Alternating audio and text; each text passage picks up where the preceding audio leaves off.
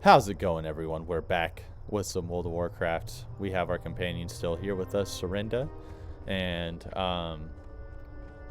we're venturing into Orgrimmar to hopefully make some money with the auction house system. Get a couple bags. We lost our other bag when the server crashed in the previous episode before last. So, yeah, lots of cool things still rolling along here. I'm excited to get some more episodes out for y'all. Ooh, that music. Look at that beauty.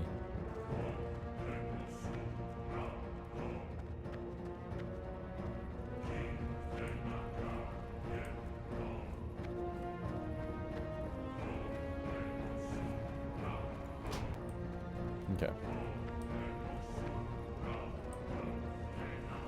So. There's the almighty surfing. Alright, so that's not what we're here for, though. We are here to get into the auction house, which is right over. Oh, yeah, that's the bank. See, I got a little used to the Cataclysm one, so here we are.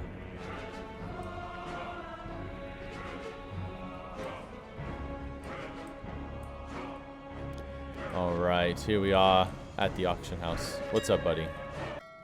So I turned down the music because it was a little loud there, and I was going to explain how this auction house works. It's pretty cool. So it's ran off of a system called AHbot, and it basically is a very close replication to a real life auction house and like retail or whatever.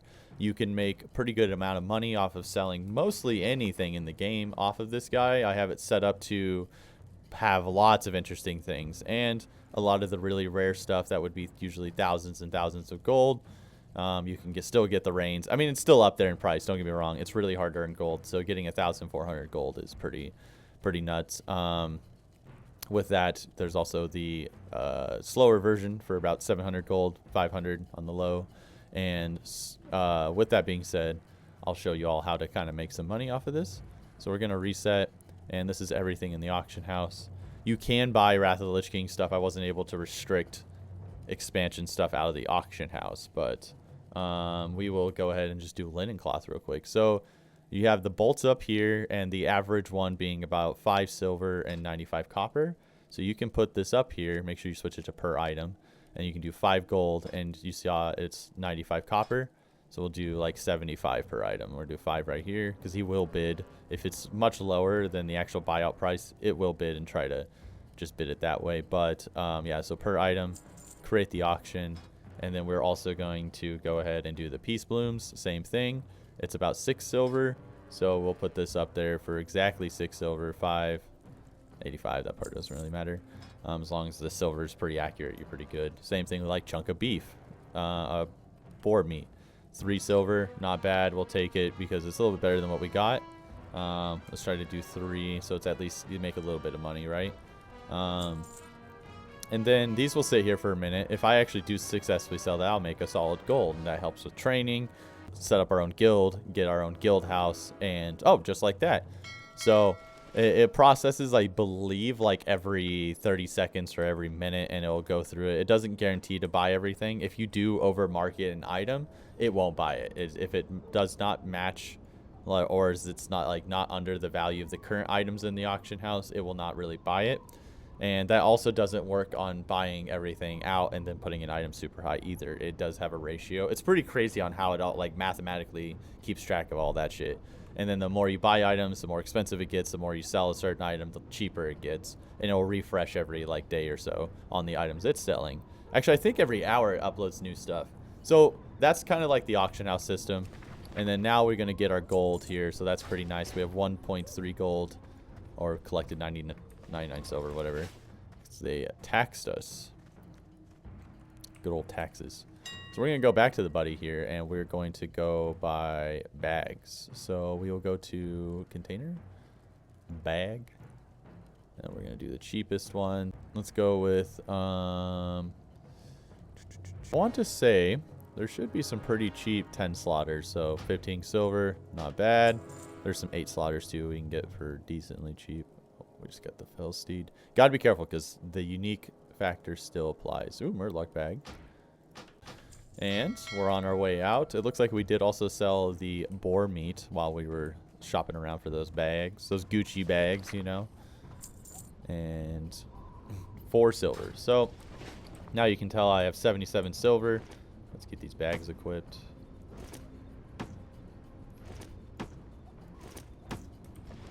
Much better. Look at that. We're bagged up and we're ready to go. We're going to head back on out of Orgrimmar and we're going to start heading towards the Fizzleclaw.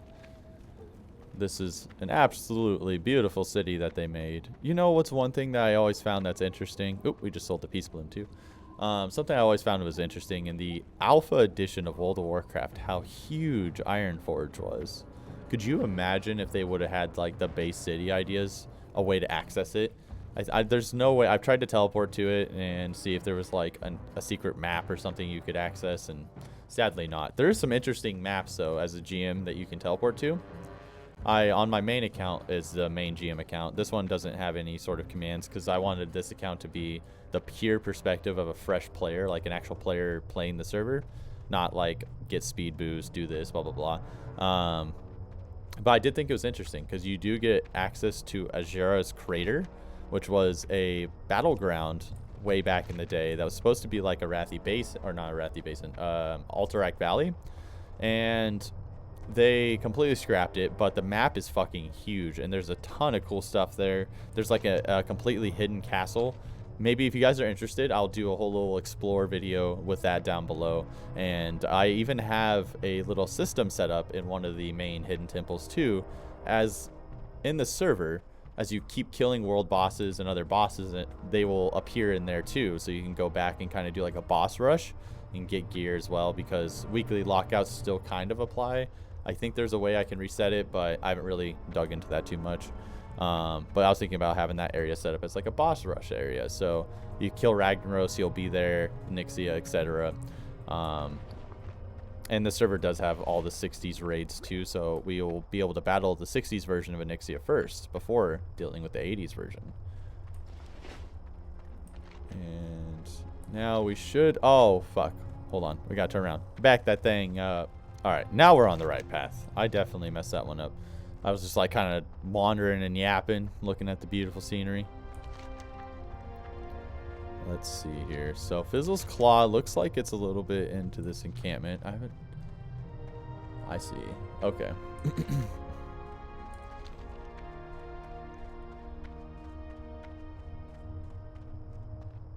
Ooh, things are gonna start getting a little rough out here, huh? Time for you to die, buddy.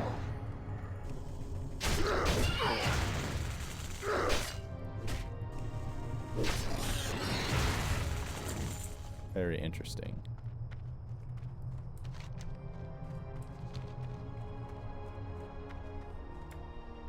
Oh, do you think he was in that? No, wait, this is a little different. Oh, shit. Parkour? Alright. I don't know what's attacking me. I'm scared. Oh, shit. I'm scared. We don't even need the lightning hides right now. I just hope we don't get stuck in a fucking shit show of this.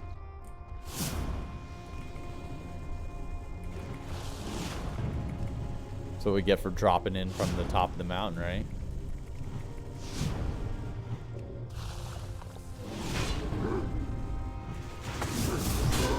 Ah!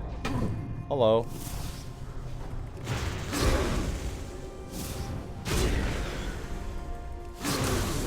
Shit. Healing wave.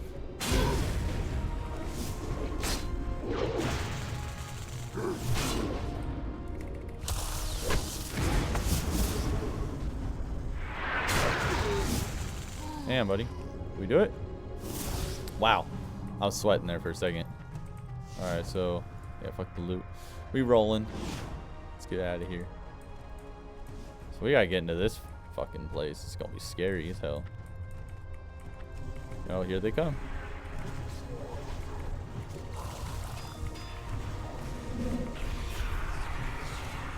Oh my god. You died, like, immediately. Uh-oh. Is that about to be... Ow. That's a lot of damage. Okay. Well, just learned our lesson on that one.